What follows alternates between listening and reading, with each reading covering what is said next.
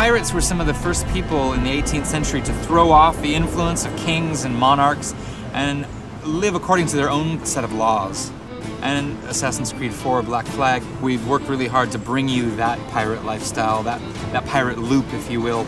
In the environment design, we really try to push level design and level art to the next level, to have a lot of stealth opportunities.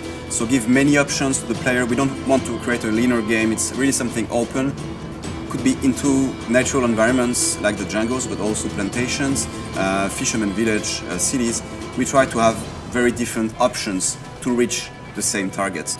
Plantations are one of my favorite new additions to Assassin's Creed 4. They're scattered all over the world, sometimes in cities and sometimes on the open world map.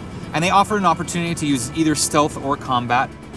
The cities in Assassin's Creed 4 are incredibly diverse. Havana is this beautiful, bustling metropolis, one of the biggest cities in the New World at the time.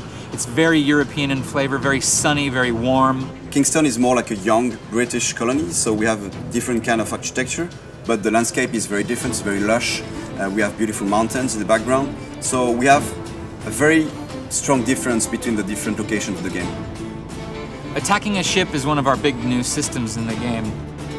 You might have to accomplish any number of a few small goals in order to call the ship yours.